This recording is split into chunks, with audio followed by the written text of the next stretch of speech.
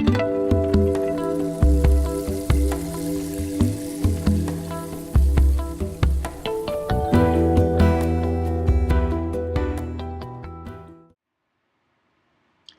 there, this is Steve Bhaerman. You may know me a little bit better by my cosmic comic alter ego name, Swami Beyondananda, and today I'm here to talk to you about something slightly more serious than what Swami would talk about, and that is the amazing evolutionary passageway, December 22nd, 2012, the great shift, the shift of the ages. Well, as Swami would say, shift happens. So what is this shift all about? Why is it happening? My colleague, Bruce Lipton, he and I wrote a book called Spontaneous Evolution, Our Positive Future, and a Way to Get There from Here. Bruce Lipton says that crisis precipitates evolution. And if we look around us at the various crises in the world, we would see that the chances of precipitation are about 100%. So what does that mean? Well, it means that there are great changes going on in the planet right now. And if we align ourselves with those changes, if we allow the structures in our lives that are no longer serving us, that are obsolete, that perhaps we've been clinging to, if we allow these structures to go, to fall by the wayside, we can replace them with something that's far more authentic, far more real, and far more who we really are. What's happening in the world right now is a lot like the transformation of the caterpillar to the butterfly.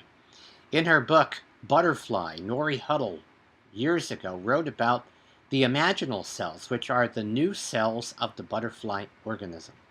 And as the caterpillar is in the stage of uh, metamorphosis, as it's in the chrysalis, the caterpillar begins to fall apart. The cells begin to dissolve, and perhaps we can look at the chaos that we're facing right now as similar to the caterpillar falling apart. Those institutions in society that are too big to not fail seem to be falling apart.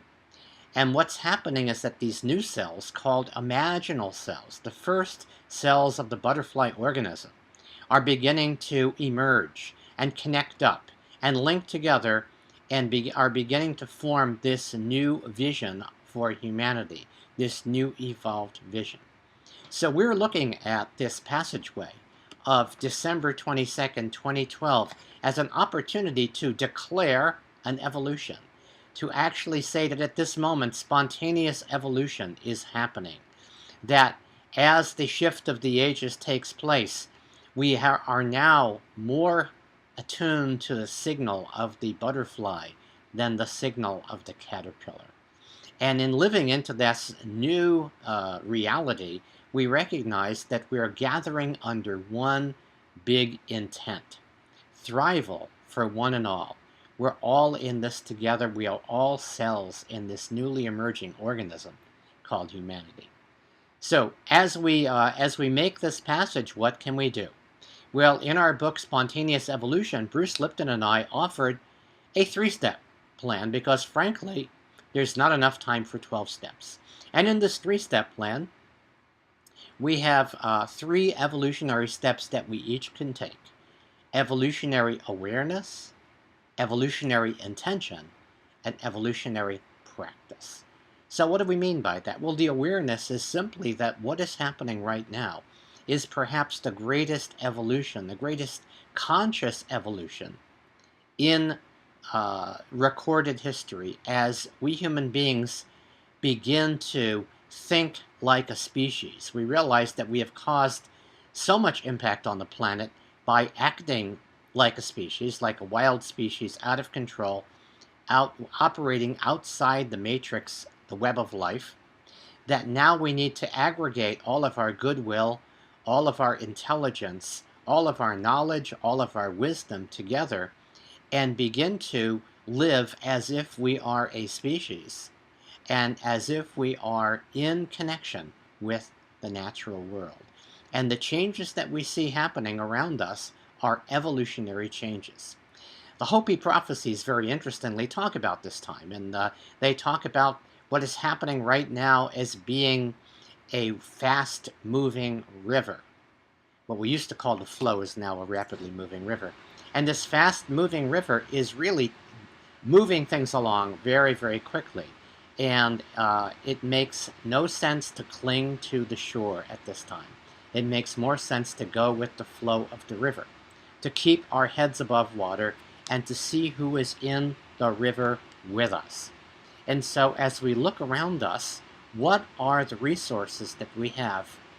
Who are the cohorts, the people who we cherish, who are in the river with us, who are ready to be part of our community?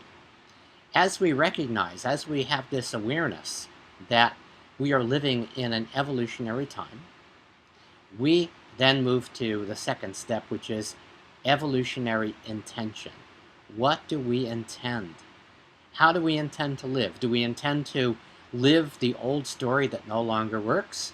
Or do we intend to live into this amazing new evolutionary story where we release our power of trying to control things and focus on magnetism instead?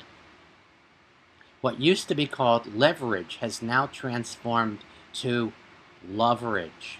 What can we attract through the magic of connection, of blending, of being at peace with, as opposed to being at odds with? The third and very, very important step, is what we call evolutionary practice. What do we do every day to weave our mission, our vision, our gifts, our talents, and our heart's desire into a web of mass construction, the new butterfly organism that is emerging? What do we do every day? And what do we do every day, even more importantly, to connect our own hearts with the divine, with the one spirit? Trudy and I, my wife Trudy and I, recently became refamiliarized with a very, very powerful practice, a practice of release and forgiveness, and it's the Hawaiian practice of Ho'oponopono. Ho'oponopono. And what that means is making right what is right. In other words, releasing all of our stories, releasing all of the grievances that we have hung on to, and allowing those to dissolve in a field of love, in a warm solution of love, because love is the warm solution that we share. And so it's a very simple practice. It involves 4 statements. First statement is, I'm sorry. Then, I love you. Then, please forgive me. And finally, I thank you. I'm sorry. I love you. Please forgive me. Thank you. When I hear those words, when Trudy and I repeat those words over to one another, what we're really doing is we're talking to ourselves. We're talking to the millennia-long patterns that are now up for release, the things that we've held on to, the stories that we've clung to, the victim story, the perpetrator story, the me versus you story. And now these stories are all up for release through this simple process. And so as we go through this amazing time when the structures that perhaps we've relied on over time seem to not be working anymore, where the things that we've done, the beliefs that we've had, perhaps even our spiritual paths seem to be ready for an update. Let's look at the 3 steps once again. Evolutionary awareness. Evolution is happening. Ready or not, here it comes. Join the uprising. Number 2, evolutionary choice. Making the decision to choose love in every moment rather than to fall back into our prior default of fear. Finally, evolutionary practice. Something that connects us with spirit every day, and some way for us to weave our vision, our mission, our heart's desire into a web of mass construction that is emerging.